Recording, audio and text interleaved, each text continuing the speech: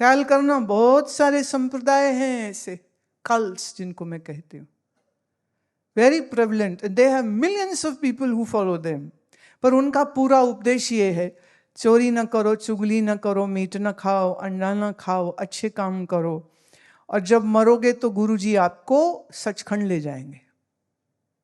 पूरा उनका प्रोसीजर इतना ही है।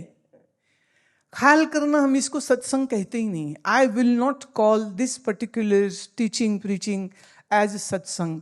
वाई? जहां आपको आपके स्वरूप का परिचय न कराया जाए कि आपका स्वरूप क्या है, और जहां आत्मा ही ब्रह्म है ये ज्ञान न कराया जाए, हम उसको सत्संग कह ही नहीं सकते। नहीं है वो सत्संग। आप चाहे कितने पुराण पढ़ लो, पुराण ऐसे भी मुश्किल से समझ आते हैं, क्योंकि लगेगा कहानी कहानी कहानी, इसमें है क्या, लेकिन तुम्हें बिलीव करना पड़ेगा। पर तुम कितना ही पुराण पढ़ लो, उससे तुम्हारा मोह भंग नहीं होगा, बुद्धि का ज्ञान दूर नहीं होगा, आत्म अनुभव नहीं होगा। तो मैं सत्संग किसको कहती हूं? जहां आपको आपके स्वरूप का बोध कराया जाए, और ये संसार खुली आंख का सपना है, ये निश्चित तुम्हें कराया जाए। अगर ये नहीं हो रहा है तो वो सत्संग सत्संग ही नहीं है। आजकल बड़े अजीब अजीब सी चीज़ों के सत्संग हो रहे हैं कि 50-100 लोग मिलेंगे, थोड़े से वो कुछ भजन से गाएंगे, भजन भी उनके अपने अजीब से ही है। गुरुजी तार दो, गुरुजी आ जाओ, गुरुजी तार दो। गुरुजी है नहीं वहाँ पे, शरीर सही नहीं है। पर आजकल लोगों में ये जो सिद्धों की धारणा है ना, कि शरीर नहीं होगा, सिद्ध तो भी होते हैं, सिद्ध को बुलाया जा सकता है। तुम्हें लगता है जैसी तुम्हारी करतूतें हैं ऐसे सिद्ध तुम्हारे पास आएंगे? Just think by logically. सिद्ध होने के लिए योग में महारत होनी चाहिए। सिद्ध होने के लिए धारणा की कंप्लीशन होनी चाहिए, मैच्योरिटी। धारणा तभी हो सकती है जब प्राणायाम अच्छे से हो। प्राणायाम तभी अच्छा होता है जब आसन अच्छे हों। आसन कोई नहीं, प्राणायाम कोई नहीं, धारणा कोई नहीं, और वो लगे हैं किसी सिद्ध की फोटो, कोई मर चुके गुरु जो 200-400 साल पहले या 50 साल पहले हुए, उनका फोटो लगा के बैठे, धूप दीप अगरबत्ती करे, बस आए अभी आए अभी आए। और जब आएंगे तो हम उनसे क्या मांगेंगे? लॉटरी निकाल दो, शादी करा दो, कैंसर ठीक कर दो। अरे कैंसर तो एक ऑन्कोलॉजिस्ट भी ठीक कर सकता है, तो फिर उसमें और तुम्हारे गुरु में क्या फर्क है? दर्द निवारक कोई औषधि अगर देने वाला हो तो कोई आयुर्वेद डॉक्टर भी वो काम कर देगा, होम्योपैथ डॉक्टर भी वो काम कर देगा। गुरु का काम आपकी शरीर की बीमारियों को दूर करना नहीं है। ना गुरुजी नौकरी लगवा दो, नौकरी तो तुम्हारा एमएलए भी लगवा के दे सकता है। कोई कंपनी खुल जाए, प्राइवेट या पब्लिक, वहां भी जॉब मिल सकती है। तो गुरुजी नौकरी लगवा दे। अब गुरुजी का काम अगर न, तो गुरुजी हैं कि ये मतलब जॉब एक्सचेंज ऑफर है ये कोई? और बोलो गुरुजी बच्चा हो जाए,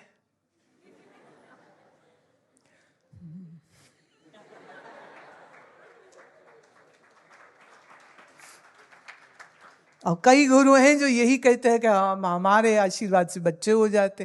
पहली बात, हिंदुस्तान की आबादी पहले ही बम फोड़ रही है, तुम्हें और एक क्यों फोड़ना है? दूसरी बात, आईवीएफ वाले, सरोगेसी वाले, वो भी तो यही काम कर रहे। तो उनमें और तेरे में, तुम्हारे गुरु में क्या फर्क? तो गुरु का काम ये सब काम करवाने नहीं है। तुमको गुरु का क्या काम है? क्योंकि तुम्हें तो यही काम इंपॉर्टेंट लगते हैं। अज्ञान की निवृत्ति तुम्हें इंपॉर्टेंट लगती कहाँ है? ईश्वर का ज्ञान हो जाए ये जरूरत लगती कहाँ है? जन्म जन्म से हम एक एक शरीर से दूसरे, दूसरे से तीसरे, तीसरे से चौथे में जो भटक रहे हैं, इस भटकन को समाप्त जो कराए और उसके लिए जो ज्ञान प्रदान करे, मोह भंग करे, अज्ञान की निवृत्ति करे, हम उसको गुरु कहते हैं। बाकी को तो मैं तो गुरु नहीं मानती ही, नहीं शास्त्र मानता है। तो हमारे जीवन में सोच समझ विचार ज्ञान ये तो तभी आते हैं जब सही गुरु आ जाए। नहीं तो ये आशीर्वाद वाले गुरु तो बस क्या ही कहने। इतनी इतनी मजाकिया चीज़ें हमको कई बार सुनने देखने को मिलती हैं, पर मैं अगर इस समय यहाँ पर उसकी चर्चा करूँगी तो कभी ना कभी तुम समझ जाओगे कि हम किन के बारे में बात कर रहे हैं। तो उनके चेले पड़ जाएंगे हमारे पीछे हाथ धो के, क्योंकि चेलों को चमत्कार करने वाला गुरु बड़ा पसंद आता है।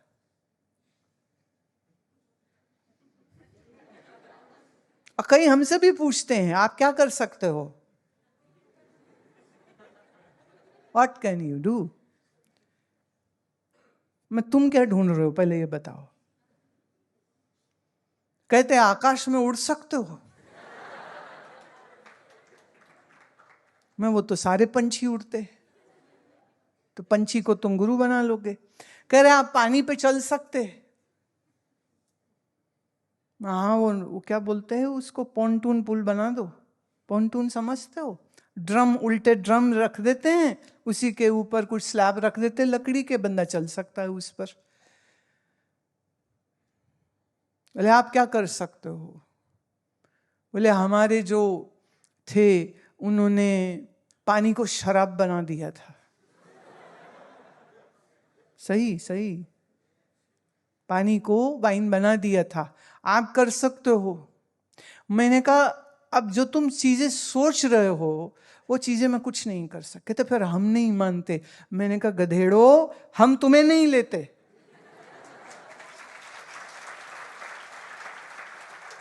तुम्हारे जैसे मूड को कोई चालाक चतर घंटाल गुरु ही चाहिए, हम नहीं चाहिए। हम तुम्हारे लिए बिल्कुल बेकार और तुम हमारे लिए डबल बेकार। हम तो तुम्हें लेंगे नहीं, क्योंकि गुरु के पास जाकर के क्या चाहना चाहिए, क्या क्या गुरु कर सकता है, जब यही मालूम ना हो तो फिर तो तुम बेवकूफी बनोगे। बोले वो आप भविष्य बता सकते हो। बिल्कुल, हाँ अब काम ठीक हुआ। कहते मेरा भविष्य बताओ। मैं तू मूड आज है, साल बाद भी मूड ही रहेगा। तेरा भविष्य ये है, और तेरी इस मूर्खता का फायदा कोई ना कोई जरूर उठाएगा। और वो ठीक भी है।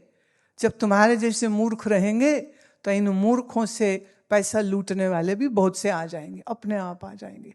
मैं आज ही पढ़ रही थी पूज्य स्वामी अखंडानंद सरस्वती जी। मैंने इन 1960s की बात है, 60s एंड अर्ली 70s में, उस समय का उनका प्रवचन है। कहते हमने ना एक लिस्ट बनाई है कि हिंदुस्तान में कितने मनुष्य हैं जो कहते हैं हम ईश्वर हैं। वो उस समय 150 निकले थे। अब वो 150 में से तो एक भी नहीं जिंदा बचा, सारे मर गए। जो खुद को ईश्वर कह रहे थे, जो दूसरों का दुख दूर करने का दावा कर रहे थे, जो दूसरों के रोग दूर करने का दावा कर रहे थे, वो खुद ही बुढ़ापे और बीमारियों से मर गए। वेदांत शरीर को ईश्वर नहीं कहता, पर शरीर होगा तो ज्ञान सुनोगे ना। जैसे गहरी नींद में मैं क्या हूं मैं कौन हूं दोनों चीजें नहीं रहती हैं, मन लीन होता है निद्रा में। इसी तरह जब आपका मन अज्ञान में रहता है तहाँ उस समय पर उसके अज्ञान की प्रतीति भी उसको नहीं होती है। ये तो जब मन और शरीर मिलते हैं और मैं हूं ये भाव आता है। और पर चक्कर यह है, जैसे ही शरीर और मन और प्राण आपस में मिले तो जीव की मैं हूं की भावना बनी। बस ये जोड़ जुड़ते ही मन बना है माया से, तो माया से भरा हुआ मन तो अज्ञान के साथ ही है ना। तो उसको नहीं पता, वो भूल जाता है अपना सब कुछ, अपनी आइडेंटिटी, अपनी पहचान, अपनी असलियत। इसलिए देह में आते ही जीव अज्ञान का ही अनुभव करता है, और अपने इस अज्ञान की निवृत्ति करने के लिए हमको श्रवण करने की जरूरत है। तो मतलब कान भी हो, समझने सोचने वाला दिमाग भी हो, और समझाने वाला गुरु भी हो। कठोपनिषद में उन्होंने कहा कि जैसे अरणी में ऐसे समझो, एक लकड़ी ऊपर है, एक लकड़ी नीचे है, बीच में एक मधानी रखते हैं, विस्किंग जिससे होगी, तो उसको रस्सी ऐसे बांध के इस तरह से अग्नि मंथन करते। पुराने समय में यज्ञ की अग्नि ऐसी प्रज्वलित होती थी, अग्नि मंथन से। और बहुत देर तक जब ऐसे उसको रगड़ा जाता था, रस्सी को ऐसे खींचा जाता था, इस विस्किंग के होने से एक बिल्कुल छोटा सा पतला सा सूखी घास या रुई का टुकड़ा रखते थे, एक चिंगारी जहां फूटी तो उसको संभाल लेते थे, और फिर ये यज्ञ कुंड में अग्नि का काम करती थी। फिर छोटी छोटी लकड़ी, फिर समिधा, फिर घी, ये डाल के एक बड़ी अग्नि कुंड में बन जाती थी। गुरु है इस अरणी का ऊपर का हिस्सा, शिष्य है इसी अरणी के नीचे का हिस्सा।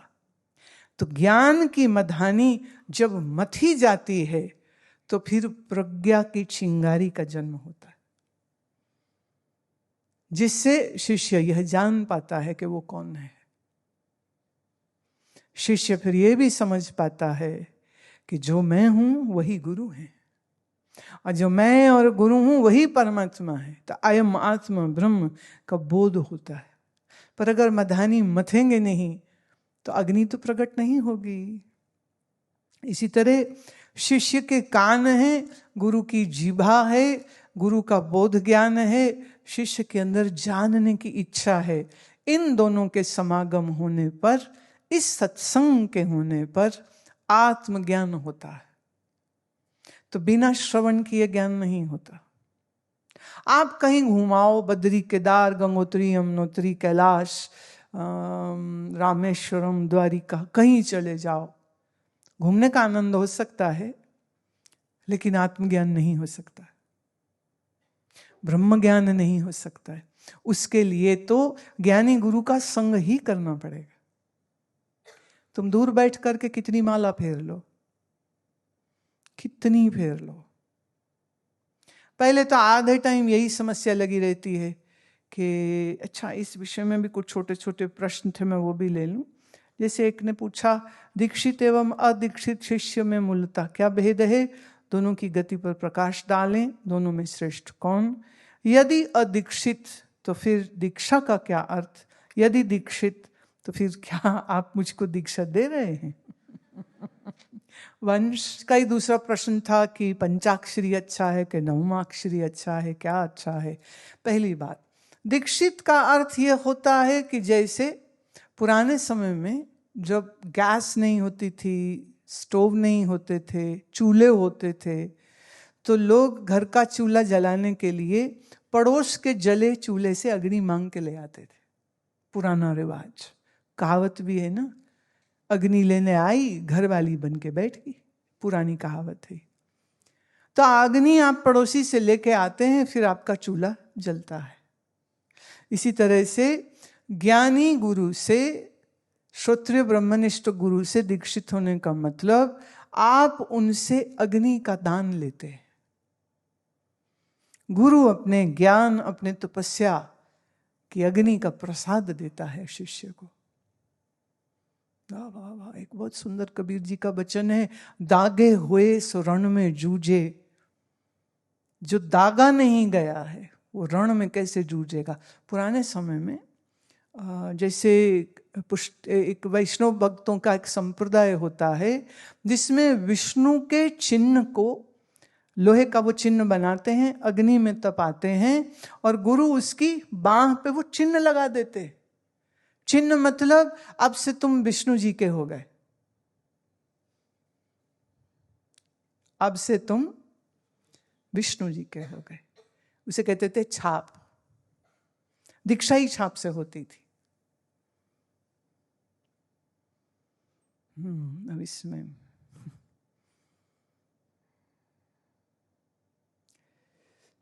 खतरनाक विषय की ओर चला जाता मन, मैं अभी ले जाना नहीं चाहती हूं, पर सुना होगा आपने बहुत बार, छाप तिलक सब छीने, मुझसे नैना मिलाएगे।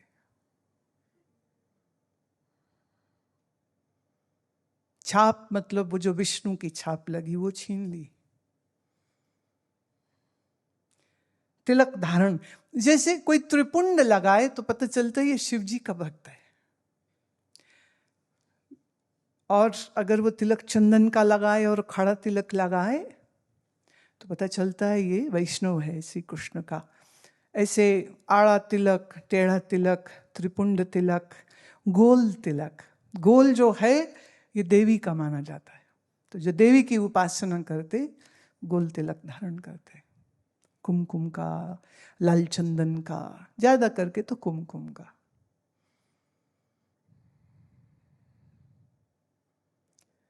पर अपने ही धर्म से जब दूर कोई कर दिया जाए तो उसकी पहली पहचान ये होगी कि उसके चिन्ह कोई नहीं रह जाएगा।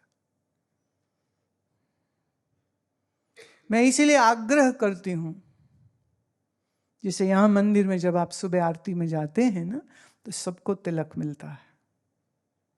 तिलक क्या पहचान है? आप कहीं किसी मंदिर की आरती में शामिल थे, आप गुरु प्रेमी हैं तो अपने घर में गुरु का चित्र रखिए और सुबह सबसे पहले अपने गुरु को तिलक कीजिए। आपके घर में आपके इष्ट की मूर्ति है, शिव की है, विष्णु की है, तो उनको तिलक कीजिए, तिलक धारण कीजिए और बहुत शान से वो तिलक लगा के स्कूल कॉलेज जाइए। और कोई तुम्हें कहे अरे ये क्या है, तो उसको बोलो मैं अपने इष्ट का भक्त हूं, ये उसकी पहचान है। अगर तुम्हें समझ नहीं लग रही है तो क्षमा कीजिए, आपकी बुद्धि पर अज्ञान का आवरण है। वैसे भी असुरों को भक्तों से हमेशा कष्ट होता है, पर इसका मतलब ये नहीं ना कि तुम अपना तिलक हटा दो। ये हमारा भारत का संस्कार है, याद रहे। अब यहाँ आश्रम में तो श्री कृष्ण भी हैं, शिव भी हैं, हनुमान जी भी हैं, राम जी भी हैं, देवी भी है। अब निराकार के लिए तो किसी मूर्ति की जरूरत तो है ही नहीं, वो हम ज्ञान से समझा देते हैं।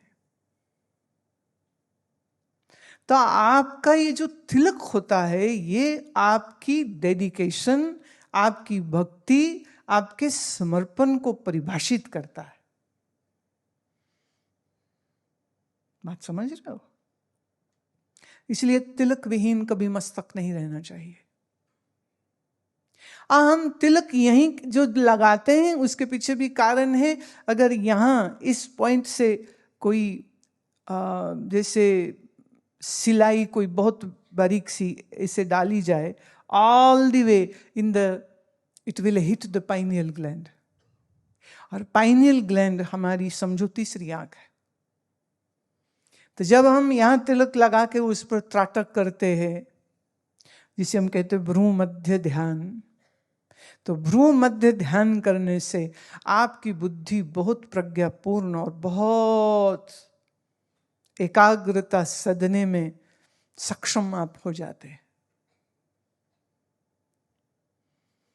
तिलक धारण करके प्राणायाम करते हुए भ्रू मध्य पर जो एकाग्रता जो धारण करते हैं उनकी स्मरण शक्ति बढ़ती है, एकाग्रता बढ़ती है, बुद्धि बल बढ़ता है, मनोबल बढ़ता है, आत्मबल बढ़ता है।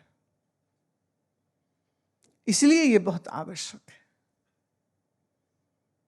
बहुत बहुत आवश्यक है। तो मंत्र आप पंचाक्षरी करें उसका भी लाभ है, मंत्र आप नवम अक्षरी करें उसका भी लाभ है, 3 अक्षरी करे उसका भी लाभ है। लेकिन वह लाभ मन को एकाग्र करने का है, लेकिन स्वरूप का, आत्मा का ज्ञान तो किसी वेदांती ज्ञानी गुरु से ही मिलेगा। लेकिन जब आप मंत्र साधना करते हैं, जब आप ये आराधना करते हैं, तो ये आपके मनोबल को बढ़ा देता है। मालूम इतना कि जो सोचने लग जाओगे वो होने लग जाएगा। आजकल ये जो सबको मिर्गी का दौरा पड़ा हुआ है ना, मैनिफेस्टेशन, नए नए शब्द, इसको मैं प्लेगरिज्म बोलती हूँ। जी चोरी है ये, सिद्धांतों की, विचारों की चोरी। हमारे यहाँ तो शुरू से है। जैसे किसी को कुछ भी करना है तो जैसे मान लो नारद जी को पूछा था प्रहलाद ने कि मैं भगवान की प्राप्ति कैसे कर सकता हूँ, तो उन्होंने कहा ये रहा विष्णु का स्वरूप, ये रहा विष्णु का मंत्र। प्रहलाद तुम रोज इस मंत्र की साधना करोगे विष्णु का ध्यान करते हुए, तो निश्चित तुम्हें विष्णु जी का दर्शन होगा, और जो तुम पिता का सुख पाने को तड़प रहे हो तुम्हें वो भी मिल जाएगा।